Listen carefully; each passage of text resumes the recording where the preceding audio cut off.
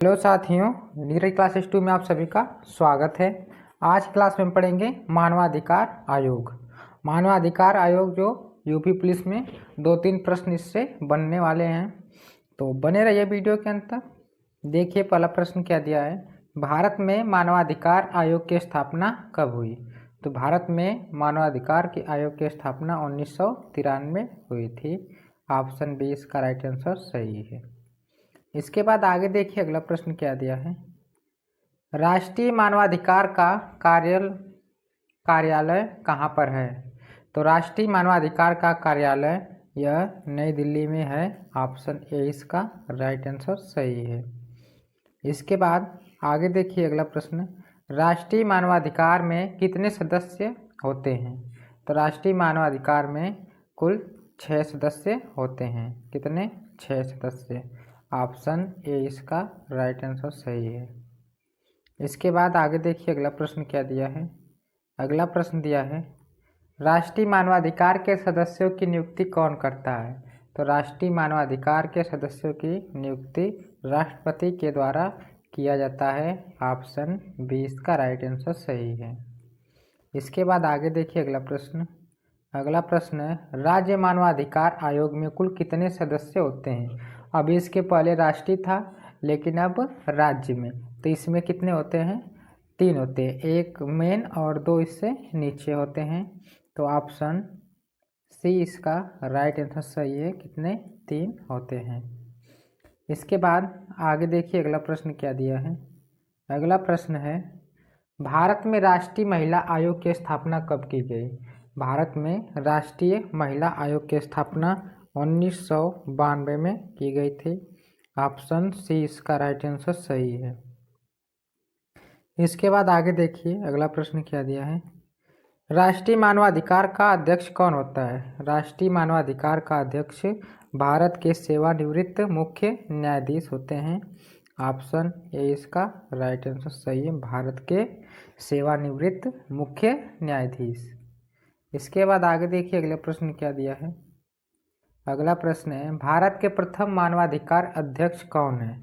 भारत के प्रथम मानवाधिकार अध्यक्ष कौन है? तो न्यायमूर्ति श्री रंगनाथ मिश्र। कौन थे? न्यायमूर्ति श्री रंगनाथ मिश्र या मिश्रा। ऑप्शन सी इसका राइट आंसर सही है। इसके बाद आगे देखिए अगला प्रश्न क्या दिया है, राज्य मानवाधिकार आयोग के सदस्य और अध्यक्ष को नियुक्ति किसके द्वारा दी जाती है? तो यह राज्यपाल के द्वारा दी जाती है। जो राज्यपाल होते हैं राज्य के, वही इनकी नियुक्ति करते हैं। ऑप्शन बी इसका राइट आंसर सही है। इसके बाद आगे देखिए, भारतीय संविधान का मुख्य निम्नलिखित में से कौन सा अनुच्छेद बच्चों को खतरनाक काम करने से रोकता है? जो भारत का संविधान है, यह किस अनुच्छेद के तहत भारत के जो बच्चे हैं खतरनाक कार्य करने से, अनुच्छेद जो 24 है इसको रोका जा सकता है, इस अनुच्छेद 24 के तहत। इसके बाद आगे देखिए अगला प्रश्न क्या दिया है। अगला प्रश्न है, भारत में शिक्षा का अधिकार किस अनुच्छेद में गारंटीकृत है? तो यह भारत के अनुच्छेद 21 ए के, किसमें? अनुच्छेद 21 के ए में यह शिक्षा का अधिकार जो है इसमें गारंटी कितने 6 से 14 वर्ष के उम्र तक फ्री शिक्षा देने का अधिकार है। इसके बाद आगे देखिए अगला प्रश्न क्या दिया है, निम्नलिखित में से कौन सा वर्ष राष्ट्रीय बाल वर्ष के रूप में मनाया जाता है? तो इसमें से कौन सा वर्ष जो राष्ट्रीय है? तो 1979। ऑप्शन सी इसका राइट आंसर सही है। इसके बाद आगे देखिए अगला प्रश्न। अगला प्रश्न देखने से पहले अभी जिसने वीडियो को लाइक नहीं किया है तो वीडियो को लाइक करके और चैनल को जरूर से जरूर सब्सक्राइब करें और वीडियो को शेयर भी कीजिए। देखिए अगला प्रश्न, मानव अधिकार और अमानवीय गलतियां पुस्तक के लेखक कौन हैं? तो इस पुस्तक के लेखक है आर कृष्णा अय्यर। कौन है? R Krishna Iyer. Option A इसका राइट आंसर सही है। इसके बाद आगे देखिए अगला प्रश्न क्या दिया है। राष्ट्रीय मानवाधिकार आयोग अधिनियम में किस वर्ष पारित किया गया था? तो यह अधिनियम 2006 में पारित हुआ था। कितने में? 2006। ऑप्शन डी इसका राइट आंसर सही है, 2006। इसके बाद आगे देखिए अगला प्रश्न क्या दिया है। राष्ट्रीय मानवाधिकार आयोग एक, इसके बाद खाली स्थान क्या है? तो यह एक वैधानिक निकाय है। क्या है? वैधानिक निकाय। और इसके बाद बहुपक्षीय संस्था भी है। क्या है? बहुपक्षीय संस्था भी है। तो इसमें ऑप्शन ए और बी होना चाहिए। कौन? ए और सी। ए और सी होना चाहिए, लेकिन संवैधानिक निकाय नहीं है। तो इसमें से ये दोनों सही हो जाएंगे, ए और सी। इसके बाद आगे देखिए अगला प्रश्न क्या दिया है। राष्ट्रीय मानवाधिकार आयोग के अध्यक्ष का कार्यकाल कितना होता है? इसका कार्यकाल 3 वर्ष या 70 वर्ष की आयु तक होता है। कितना? 3 वर्ष या 70 वर्ष की आयु तक। ऑप्शन बी इसका राइट आंसर सही है। इसके बाद आगे देखिए अगला प्रश्न क्या दिया है। राष्ट्रीय मानवाधिकार आयोग के अध्यक्ष की नियुक्ति के लिए गठित समिति में निम्नलिखित में से कौन सा शामिल नहीं है? इसमें से है जो कौन नहीं शामिल है? तो राज्यसभा का अध्यक्ष। ऑप्शन ए इसका राइट आंसर सही है, राज्यसभा का अध्यक्ष। आगे देखिए अगला प्रश्न क्या दिया है। राष्ट्रीय बाल अधिकार संरक्षण आयोग में न्यूनतम कितनी महिलाएं सदस्य होना अनिवार्य है? इसमें से कितनी? तो 2 महिलाएं होना अनिवार्य है। ऑप्शन बी इसका राइट आंसर सही है। इसके बाद आगे देखिए, बच्चों की सुरक्षा एवं मदद के लिए निःशुल्क हेल्पलाइन नंबर कौन सा है?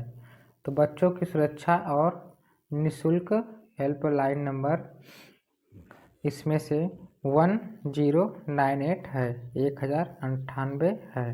ऑप्शन सी इसका राइट आंसर सही है। आगे देखिए अगला प्रश्न क्या दिया है। वर्तमान समय में भारत के मानवाधिकार अध्यक्ष कौन है? तो वर्तमान समय में भारत के अभी फिलहाल में कौन है? तो न्यायमूर्ति अरुण कुमार मिश्रा हैं। इसके बाद ऑप्शन डी इसका राइट आंसर सही हो जाएगा। और एक कुछ दिन के लिए इसके बाद ये हटने वाले भी हैं। इसके बाद आगे देखिए, संयुक्त राष्ट्र मानवाधिकार आयोग की स्थापना कब हुई थी? संयुक्त राष्ट्र मानवाधिकार की स्थापना 1946 में हुआ था। तो ऑप्शन ए इसका राइट आंसर सही हो जाएगा, 1946। इसके बाद आगे देखिए अगला प्रश्न, कौन सा कानून व्यक्तियों और संगठनों के अधिकारों और कर्तव्य को परिभाषित करता है? इसमें से कौन सा कानून है? तो यह नागरिक कानून है। ऑप्शन बी इसका राइट आंसर सही है, नागरिक कानून। आगे देखिए अगला प्रश्न, निम्न में कौन एक राजनीतिक अधिकार नहीं है? तो इसमें से कौन सा एक अधिकार नहीं? मतदाता का अधिकार, इसके बाद चुनाव लड़ने का अधिकार, किसी धर्म को स्वीकार करने का अधिकार और सरकार की आलोचना करने का अधिकार। तो इसमें से किसी धर्म को स्वीकार करने का अधिकार जो है यह राजनीतिक अधिकार नहीं है। ऑप्शन सी इसका राइट आंसर सही हो जाएगा।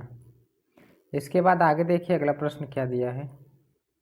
मानव अधिकारों की सार्वभौमिक घोषणा को संयुक्त राष्ट्र महासभा द्वारा किस वर्ष अपनाया गया था? तो इसको अपनाने के लिए 1948 में ही अपनाया गया था।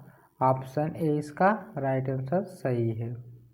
इसके बाद आगे देखिए अगला प्रश्न, Amnesty International organisation of volunteers अभियान चलता है। यह पूरी दुनिया में मानवाधिकारों के लिए चलता है, मानव अधिकारों के लिए चलता है।